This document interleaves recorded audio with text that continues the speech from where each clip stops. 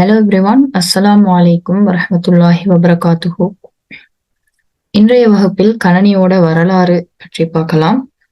முதல் வகுப்பில் கணனி என்றால் என்ன, கணனியோட இயல்புகள் என்ன, கணனியின் பிரதான தொழில், அதாவது இன்புட் ப்ராசஸ் அவுட்புட். இன்புட் பண்ற தரவுகள், அவுட்புட்டாக பெற தகவல்கள், இவற்றுக்கு இடையிலான வித்தியாசங்கள் என்ன அப்படின்னு சொல்லி பார்த்திருந்தோம். அது அடிப்படையான விஷயம். அதுல டவுட் இருக்குது அப்படின்னு சொன்னால் ஐ பட்டன் அண்ட் டிஸ்கிரிப்ஷன்ல லிங்க் கொடுக்குறேன். அந்த கிளாஸ் வீடியோவை செக் பண்ணிக்கோங்க. ஓகே, கணனியோட வரலாறை பார்த்தீங்கன்னு சொன்னால், கணனி அப்படின்னு சொல்லக்கூடிய ஒரு விடயம் ஓவர் நைட்டாக உருவாக்கப்பட்ட ஒரு விஷயம் அல்ல. கணனிகள், நாங்க இப்ப பயன்படுத்தக்கூடிய கணனிகள் உருவாகிறதுக்கு நீண்ட காலங்கள் சென்றிருக்குது. இந்த கணனிகள் உருவாக்கப்படுறதுக்கு முற்பட்ட காலங்கள்ல பல எண் கணிதங்களை மேற்கொள்றதுக்காக பல உபகரணங்கள் பயன்படுத்தப்பட்டிருக்கிறத கணனியோட வரலாற்றுல பார்க்கலாம். இந்த இயந்திரங்கள் அடிப்படையாக கொண்டுதான் தற்போதைய கணனிகள் வளர்ச்சி பெற்றிருக்கிறது. ரைட். இந்த கணனியோட வரலாறு எப்படி, இந்த எண் கணித உபகரணங்கள் எவ்வாறான உபகரணங்கள் பயன்படுத்தப்பட்ட, யாரால கண்டுபிடிக்கப்பட்டது போன்ற விடயங்கள் இந்த கிளாஸ்ல பார்க்கலாம். ஓகே, முதலாவது உருவான கணனி கருவிகள் பார்த்தீங்க அப்படின்னு சொன்னால் எபகஸ். இந்த எபகஸ் பொறுத்தவரையில இது கிறிஸ்துக்கு முன்னர் 3000 ஆண்டுகளுக்கு முன் உருவாக்கப்பட்டது, அல்லது கிறிஸ்துக்கு முன் 5000 ஆண்டுகளுக்கு முன்பு உருவாக்கப்பட்டது அப்படின்னு சொல்லக்கூடிய 2 விடயங்கள் இருக்குது. இந்த எபகஸை பொறுத்தவரையில சீனாவை சேர்ந்த பபிலோனியர்கள் அப்படின்னு சொல்லக்கூடிய ஒரு மக்கள் கூட்டத்தினராலதான் இந்த எபகஸ் அப்படின்னு சொல்லக்கூடிய இயந்திரம் கண்டுபிடிக்கப்பட்டிருக்குது. ரைட். இந்த எபகஸ் பார்த்தீங்க என்றால் தற்பொழுது கூட பயன்பாட்டில் இருக்கக்கூடிய ஒரு விடயமாக காணப்படுது. அதாவது எண் கணித விடயங்கள்ல ஆர்வத்தை கூட்டுறதுக்காக இல்லாடி வேகத்தை கூட்டுறதுக்காக எபகஸ் பயன்படுத்தப்பட்டு வருது. ரைட். பெருமானங்களை மனிதன் ஞாபகத்துல வச்சு கொண்டுதான் இந்த எபகஸோட ஒர்க் பண்ணக்கூடிய விதத்துலதான் இந்த எபகஸ் அமைஞ்சிருக்குது. கணனிட வரலாற்றுல முதலாவது உருவாக்கப்பட்ட கணனி கருவியாக, எண் கணித விடயங்களுக்காக பயன்படுத்தக்கூடிய ஒரு கணனி கருவியாக எபகஸ் கருதப்படுகிறது. அடுத்த இயந்திரம் பார்த்தீங்க அப்படின்னு சொன்னால் நேப்பியரின் சட்டகங்கள், நேப்பியர்ஸ் போன் அப்படின்னு சொல்லக்கூடிய ஒரு உபகரணம் கண்டுபிடிக்கப்பட்டிருக்குது. இதுல படத்துல பாத்துறீங்கன்னா இந்த சைட்ல இருக்கிறது நேப்பியர்ஸ் போனுடைய பழைய வடிவம், இது நேப்பியர்ஸ் போனுடைய புதிய வடிவம். நேப்பியர்ஸ் போன் பாத்தீங்க என்றால் இந்த ஸ்பெஷாலிட்டி என்ன அப்படின்னு சொல்லி பாத்தீங்க என்றால், நேப்பியர்ஸ் போன் கூட்டல் ஊடாக பெருக்கல் செய்யக்கூடிய ஒரு இயந்திரமாக காணப்படுது. கூட்டலை வைத்து நீங்கள் பெருக்க செயற்பாடுகளை மேற்கொள்ளக்கூடிய ஒரு இயந்திரம் எபகஸ் கூட்டலுக்காக பயன்படுத்தப்பட்டது. இது நெப்பியர்ஸ் போன். அதை தொடர்ந்து 1617ஆம் ஆண்டு ஜான் நெப்பியர் அப்படின்னு சொல்லக்கூடிய ஒரு நபரால, ஒரு கணிதவியலாளரால கண்டுபிடிக்கப்படுது. இந்த நெப்பியர்ஸ் போன் கூட்டலூடாக பெருக்கலை செய்யக்கூடிய ஒரு இயந்திரமாக காணப்பட்டது. ரைட். பொதுவாக இது அச்சிடப்பட்ட மடக்கை அட்டவணையை அடிப்படையாக கொண்டுதான் இந்த கணித்தல் செயற்பாடுகள் மேற்கொள்ளப்பட்டதாக கூறப்படுகிறது.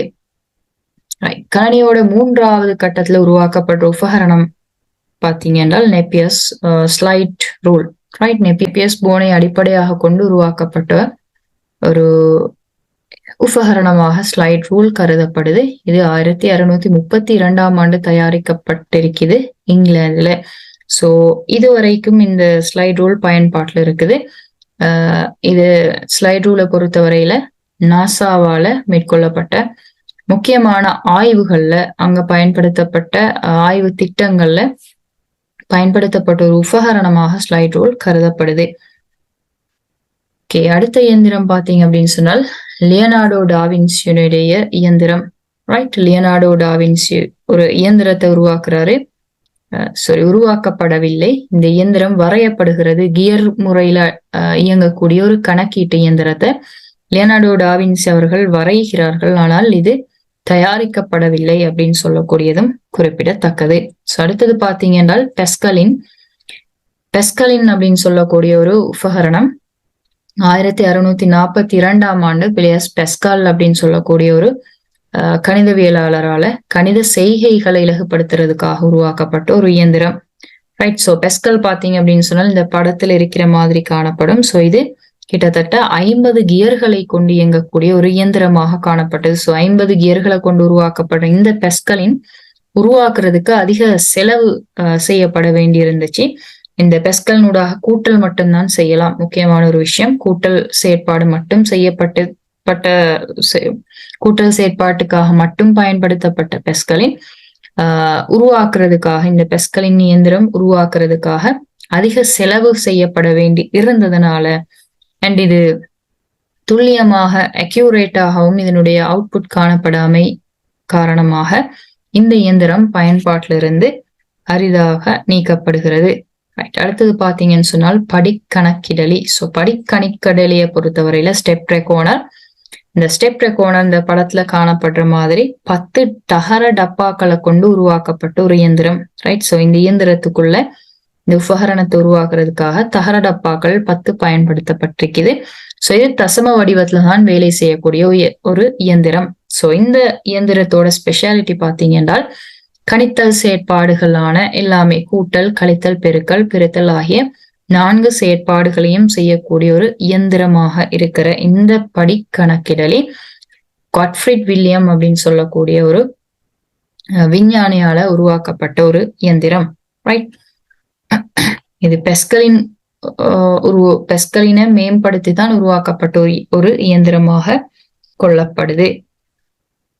அடுத்தது பாத்தீங்க என்றால் விசைத்தறி, அதாவது நெசவுத்துறையில பயன்படுத்தப்பட்ட ஒரு இயந்திரமாக காணப்படுது. 1818ஆம் ஆண்டு மரி ஜோசப் ஜெக்வார்ட் அப்படின்னு சொல்லக்கூடிய பிரான்ஸ் நாட்டை சேர்ந்த ஒரு கண்டுபிடிப்பாளரால் 1810ஆம் ஆண்டு ஜெக்வார்ட் லூம் கண்டுபிடிக்கப்படுது. ஸோ இதை பாத்தீங்கன்னு சொன்னால் இங்க இன்புட் அண்ட் அவுட்புட்டுக்காக துளை அட்டைகள் பயன்படுத்தப்பட்டிருக்குது, நீண்ட கயிறுகள் பயன்படுத்தப்பட்டிருக்குது. ஸோ இந்த பாத்தீங்கன்னா இந்த இயந்திரத்துக்குள்ள இந்த மாதிரி நீண்ட கயிறுகள் பயன்படுத்தப்பட்டிருக்குது. இந்த படத்துல இருக்கிற 2வது படத்துல இருக்கிறது துளை அட்டைகள். ரைட். வெளியீட்டுக்காக மற்றும் உள்ளீட்டுக்காக துளை அட்டைகள் பயன்படுத்தப்பட்ட விதம் அந்த படத்துல காட்டப்பட்டிருக்குது. அடுத்தது பாத்தீங்க என்றால் வித்தியாச பொறி. ரைட். ஸோ வித்தியாச பொறியை பொறுத்தவரையில 1822ஆம் ஆண்டு சார்ல்ஸ் பபேஜ் அப்படின்னு சொல்லக்கூடிய ஒரு கணிதவியலாளரால உருவாக்கப்படுற ஒரு இயந்திரம். ஸோ பொறிமுறை கணித்தலுக்காக உருவாக்கப்பட்ட முதலாவது மாதிரி உருவாக இந்த வித்தியாச பொறி கருதப்படுது. ஸோ வித்தியாச பொறி 1822ஆம் ஆண்டு சார்ல்ஸ் பபேஜ் அப்படின்னு சொல்லக்கூடிய விஞ்ஞானியால உருவாக்கப்படுது. இது பொறிமுறை கணித்தலுக்காக பயன்படுத்தப்பட்ட இல்லாட்டி உருவாக்கப்பட்ட முதலாவது இயந்திரம் அப்படின்றதும் குறிப்பிடத்தக்கது. ஸோ அதை தொடர்ந்து பாத்தீங்கன்னு சொன்னால் இந்த படத்துல இருக்கிற இந்த இயந்திரம் பகுப்பு பொறி. ஸோ இந்த பகுப்பு பொறியும் கூட 1833ஆம் ஆண்டு சார்ல்ஸ் பபேஜ் அப்படின்னு சொல்லக்கூடிய விஞ்ஞானியால கண்டுபிடிக்கப்படுது.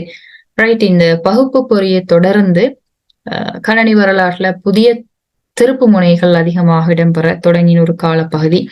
அதாவது உங்களுக்கு தெரியும், சார்ல்ஸ் பபேஜ் அப்படின்னு சொல்லக்கூடியவர் கணனியுடைய தந்தை அப்படின்னு சொல்லி அழைக்கப்படுறார். ஸோ அதுக்கான காரணம் இந்த பகுப்பு பொறி உருவாக்கப்பட்டதுதான். அதாவது இதற்கு முந்தி உருவாக்கப்பட்ட இயந்திரங்கள் எல்லாமே பெஸ்கலினாக இருக்கட்டும், இல்லாட்டி Jacquard loom, right, Napier's bone, slide rule ஆகிய அந்த மாதிரியான எபகஸ் இப்படியான உபகரணங்கள் கணினியோட வரலாற்றுல நாங்க பார்த்துட்டு வரோம். இந்த உபகரணங்கள் எல்லாமே வந்து கணித்தல் செயற்பாடுகளுக்காக கணித்தல் செயற்பாடுகள் ஒன்று அல்லது பல செயற்பாடுகளை செய்யறதுக்காக மேற்கொள்ளப்பட்ட ஒரு இயந்திரம். இதை அடிப்படையாக கொண்டுதான் இந்த பகுப்பு பொறியும் உருவாக்கப்படுது. ஆனால் பகுப்பு பொறியை பொறுத்தவரையில இன்புட் ப்ராசஸ் அவுட்புட் அப்படின்னு சொல்லக்கூடிய ஒரு விஷயம், ரைட், IPO மாடல் முதலாக பயன்படுத்தப்படுது இந்த அனலைட்டிக்கல் என்ஜின்ல. ஸோ தற்பொழுது நாங்க பயன்படுத்தப்படுற கணனிகள் கூட எம்பெடட் கணனிகளாக இருக்கட்டும், இல்லாட்டி கம்ப்யூட்டர்ஸாக இருக்கட்டும், எல்லாமே பொதுவாக அதிகமான இலத்திரனியல் சாதனங்களை பார்த்தீங்கன்னா இந்த IPO மெத்தடை மையமாக கொண்டு இயங்குது. ஸோ அதன் காரணமாகத்தான் சார்ல்ஸ் பபேஜ் அவர்கள் கணனியோட தந்தை அப்படின்னு சொல்லி அழைக்கப்படுறார். ஸோ கணனியோட வரலாற்றுல 2 உபகரணங்களை கண்டுபிடிச்ச ஒரு விஞ்ஞானி அப்படின்றதுக்காக சார்ல்ஸ் பபேஜ் கணனியோட தந்தை அப்படின்னு சொல்லி அழைக்கப்படல. அவர் கண்டுபிடிச்ச பகுப்பு பொறியில IPO மெத்தட் அப்படின்னு சொல்லக்கூடிய ஒரு விஷயத்த கண்டுபிடிக்கிறதுனால சார்ல்ஸ் பபேஜ் கணனியோட தந்தை அப்படின்னு சொல்லி அழைக்கப்பட்டார். சோ அதை தொடர்ந்து எடா ஒகஸ்டா லவலேஸ் அப்படின்னு சொல்லக்கூடிய ஒரு நபர் இந்த படத்துல காணப்பட்ட இவர் கணினியோட வரலாற்றுல மிக முக்கியமான ஒரு திருப்பு முனையாக கருதப்படக்கூடிய ஒரு நபர். சோ இவங்க என்ன செய்யறாங்க அப்படின்னு சொன்னால் எடா ஒகஸ்டா லவலேஸை பொறுத்தவரையில இவர்கள் சார்ல்ஸ் பபேஜினுடைய நெருங்கிய ஒரு நண்பர். சோ இவர் எங்க என்ன செய்யறாங்க அப்படின்னு சொன்னால் சார்ல்ஸ் பபேஜுடைய இந்த அனலைட்டிக்கல் என்ஜின் எப்படி இயங்கணும் அப்படின்றதுக்கான செய்நிரல்களை உருவாக்குறாங்க எடால் ஒகஸ்டா லவலேஸ் அவர்கள். சோ அதன் காரணமாக எடா ஒகஸ்டா லவலேஸ் அவர்கள் உலகின் முதலாவது கணனி செய்நிரலாளர் அப்படின்னு சொல்லக்கூடிய பெருமைக்குரியவராக கருதப்படுகிறாங்க. சோ உலகத்துல முதலாக கணனி மொழி ஒன்று உருவாகிறதுக்கு காரணமாக இருந்ததன் காரணமாக பிற்பட்ட காலங்கள்ல கண்டறியப்பட்ட கணனி மொழியான எடா என்ற மொழி பாத்தீங்கன்னா இராணுவ தேவைகளுக்காக உருவாக்கப்பட்ட ஒரு மொழி. சோ அந்த மொழிக்காக எடா ஒகஸ்டா லவலேஸ் அவர்களை பெருமைப்படுத்துறதன் முகமாக அந்த இராணுவ தேவைகளுக்காக உருவாக்கப்பட்ட மொழிக்கு எடா அப்படின்னு சொல்லி பேர் வைக்கிறாங்க. சோ அடுத்த இயந்திரம் பாத்தீங்கன்னு சொன்னால் துளை அட்டை பஞ்ச் கார்டை பொறுத்தவரையில யாரால் கண்டுபிடிக்கப்பட்டது அப்படின்னு சொல்லக்கூடிய விஷயம் தெரியாவிட்டாலும் 2 தடவைகள் கணனியோட வரலாற்றுல நாங்க பாக்குறோம் இந்த பஞ்ச் கார்டு பயன்படுத்தப்பட்டிருக்குது. முதலாவது ஜோசப் ஜெக்வார்ட் அப்படின்னு சொல்லக்கூடிய ஒரு நபர். இவர் என்ன செய்யறாருன்னு சொன்னால் அவருடைய ஜெக்வார்ட் லூம் என்ற இயந்திரத்துல பஞ்ச் கார்டை பயன்படுத்துறாங்க இன்புட் மற்றும் அவுட்புட் செயற்பாடுகளை மேற்கொள்றதுக்காக. அதனை தொடர்ந்து 1890ஆம் ஆண்டு அமெரிக்காவினுடைய சனத்தொகை கணக்கெடுப்பு செய்யப்படுது. சோ இந்த சனத்தொகை கணக்கெடுப்புக்காக ஹெர்மன் ஹால்ரித் அப்படின்னு சொல்லக்கூடிய ஒரு நபரால இந்த பஞ்ச் கார்டு பயன்படுத்தப்பட்டிருக்குது. சோ பஞ்ச் கார்டு பயன்படுத்தப்பட்டதற்கான ஆதாரங்கள் காணப்படுது. ஆனாலும் யாரால் பயன்படுத்தப்பட்டது அல்லது உருவாக்கப்பட்டதுன்றதுக்கான தகவல்கள் போதாமல் இருக்குது. ரைட். அடுத்த இயந்திரம் பாத்தீங்கன்னா கணனியோட வரலாற்றுல மிக முக்கியமான ஒரு திருப்பு முனை 1937ஆம் ஆண்டுல இடம்பெறுது. அதாவது இந்த படத்துல காணப்படக்கூடிய மார்க் 1 அப்படின்னு சொல்லக்கூடிய கணனி 1937ஆம் ஆண்டு ஹார்வர்ட் பல்கலைக்கழகத்தை சேர்ந்த ஹார்வர்ட் ஐக்கன் அப்படின்னு சொல்லக்கூடிய ஒரு விஞ்ஞானியோட துணையோட உருவாக்கப்படுது. சோ மார்க் 1 கணனியை பொறுத்தவரையில கண்டுபிடிக்கப்பட்ட முதலாவது தன்னியக்க கட்டுப்படுத்தப்பட்ட கணனி, right, first automatic sequence calculator அப்படின்னு சொல்லக்கூடிய பெருமையை பெறுறது. சோ இந்த மார்க் 1 கணனிய ஹார்வர்ட் பல்கலைக்கழகத்தை சேர்ந்த ஹார்வர்ட் ஐக்கன் என்பவர் 1937ஆம் ஆண்டு கண்டுபிடிக்கிறாங்க. சோ அதை தொடர்ந்து ஏபிசி அப்படின்னு சொல்லக்கூடிய இந்த கணனி கண்டுபிடிக்கப்படுது. சோ இந்த கணனியை பொறுத்தவரையில இதுதான் உலகத்தினுடைய முதலாவது இலத்திரனியல் கணனியாக கொள்ளப்படுகிறது. ரைட். சோ உலகத்தினுடைய முதலாவது இலத்திரனியல் கணனி. சோ இந்த கணனியை யாரு கண்டுபிடிக்கிறாங்க என்றால் 1937-42 கால பகுதிக்குள்ள ஜான் வின்சென்ட் என்டசப் மற்றும் அவரோட உதவியாளர் கிளிஃபர்ட் பெரி அப்படின்னு சொல்லக்கூடிய 2 நபர்களால இந்த கணனி உருவாக்கப்படுது. சோ இந்த கணனியை உருவாக்கின அவர்களை கௌரவிக்கிற முகமாக என்டசப் பெரி கம்ப்யூட்டர் அப்படின்னு சொல்லி இந்த கணனிக்கு பேர் வைக்கிறாங்க. சோ இந்த கணனிகள் எல்லாமே கணனியோட வரலாற்றுல மிக முக்கியமான பகுதிகளை வகிக்கிற அதே நேரம் அடுத்தது பாத்தீங்கன்னா எனியாக் அப்படின்னு சொல்லக்கூடிய ஒரு இயந்திரம் electrical numerical integrator and computer அப்படின்னு சொல்லக்கூடிய எனியாக் அப்படின்னு சொல்லக்கூடிய இயந்திரம் கண்டுபிடிக்கப்படுது. சோ 1946ஆம் ஆண்டின் பிற்பகுதி 47ஆம் ஆண்டின் முற்பகுதியில ஆரம்ப பகுதியில பிரிஸ்பா எக்கார்ட் ஜான் மெக்கி அப்படின்னு சொல்லக்கூடிய 2 நபர்களோட உதவியோட இந்த எனியாக் இயந்திரம் கண்டுபிடிக்கப்படுது. இதுதான் முதலாவது மின்னியல் இலக்க முறை கணனி அப்படின்னு சொல்றதும் எலக்ட்ரானிக் டிஜிட்டல் கம்ப்யூட்டர் அப்படின்றதும் குறிப்பிடத்தக்கது. சோ இந்த இலக்க முறையை கணனியை பொறுத்தவரையில இந்த கணனி ஒர்க் பண்றதுக்காக 18,000 வெற்றிட குழாய்கள் பயன்படுத்தப்பட்டிருக்குது. சோ நாங்க கணனியோட தலைமுறை அடுத்த கிளாஸ்ல பார்க்கலாம். சோ கணனியோட தலைமுறையில முதலாவது தலைமுறையில பயன்படுத்தப்பட்ட பிரதான தொழில்நுட்ப கூறு தான் இந்த வெற்றிட குழாய்கள். சோ வெற்றிட குழாய்களை பொறுத்தவரையில அது அளவில் மிக பெரியதாக காணப்படக்கூடிய ஒரு உபகரணம். சோ இந்த உபகரணம் கிட்டத்தட்ட 18,000 வெற்றிட குழாய்கள் பயன்படுத்தப்பட்டுத்தான் இந்த ENIAC அப்படின்னு சொல்லக்கூடிய இயந்திரம் கண்டுபிடிக்கப்பட்டிருக்குது. அதை தொடர்ந்து பாத்தீங்க என்றால் யூனிவேக், இந்த யூனிவேக் அப்படின்னு சொல்லக்கூடிய இயந்திரம் கண்டுபிடிக்கப்படுது 1950ஆம் ஆண்டு ரெமிங்டன் ரேன் அப்படின்னு சொல்லக்கூடிய நிறுவனத்தினால இந்த கணனி உருவாக்கப்பட்டிருக்குது. சோ இது ஒரு செகண்டுக்கு கிட்டத்தட்ட 10,000 கணித்தல்களை செய்யக்கூடியதாக இருந்தது. அதாவது ஒரு செகண்ட்ல 10,000 கல்குலேஷனை செய்யக்கூடிய அளவு அதோட வேகம் ஸ்பீட் காணப்பட்டதாக கூறப்படுகிறது. சோ இது இந்த மேற்சொல்லப்பட்ட இயந்திரங்கள் எல்லாமே கணனியோட வரலாற்றுல மிக முக்கியமான கணனி உருவாகிறதுக்கான ஆரம்ப கருத்தலாக்களாக காணப்பட்ட உபகரணங்கள். சோ இந்த உபகரணங்களை தொடர்ந்து கணனியோட பொற்காலம் ஆரம்பிச்சது அப்படின்னு சொல்லலாம். சோ அதை தொடர்ந்து அதிகமான தொழில்நுட்ப வளர்ச்சியோட அளவுல சிறிய ஆற்றல் வாய்ந்த மிக வினைத்திறனான இயந்திரங்கள், மீத்திறன் கூடிய இயந்திரங்கள், அதாவது கணனிகள் உருவாக்கப்படுது. சோ உதாரணமா 1957ஆம் ஆண்டு IBM 704 அப்படின்னு சொல்லக்கூடிய ஒரு இயந்திரம் IBM நிறுவனத்தினால் உருவாக்கப்படுது. சோ இந்த IBM 704 கணனியை பொறுத்த வரைக்கும் அது ஒரு செகண்டுக்கு 100,000 கணித்தல்களை செய்யக்கூடிய அளவு திறன் வாய்ந்த கணனியாக காணப்படுகிறது. சோ கணனியோட வரலாற்றுல இந்த நாங்க பார்த்த இந்த இயந்திரங்கள் எல்லாமே பார்த்த அபகஸ் தொடக்கம், abacus, Napier's bones, Jacquard loom,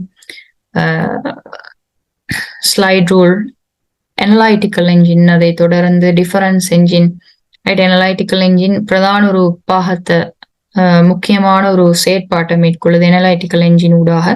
so அதை தொடர்ந்து இப்படியான இயந்திரங்கள் கணனியோட ஆரம்ப காலத்துல இருந்து பயன்படுத்தப்பட்ட இந்த உபகரணங்கள் எல்லாமே இன்றைய கணனி உருவாக்கத்துக்கான அடித்தளங்களை இட்டது அப்படின்னு சொல்லலாம். சோ இந்த உபகரணங்கள் எல்லாம் கணனியோட வரலாற்றுல மிக முக்கியமான திருப்பு முனைகளாக காணப்பட்ட இயந்திரங்கள். ரைட். சோ அதை தொடர்ந்து கணனியோட தலைமுறைகள் அடுத்த வகுப்புல பார்க்கலாம். நன்றி.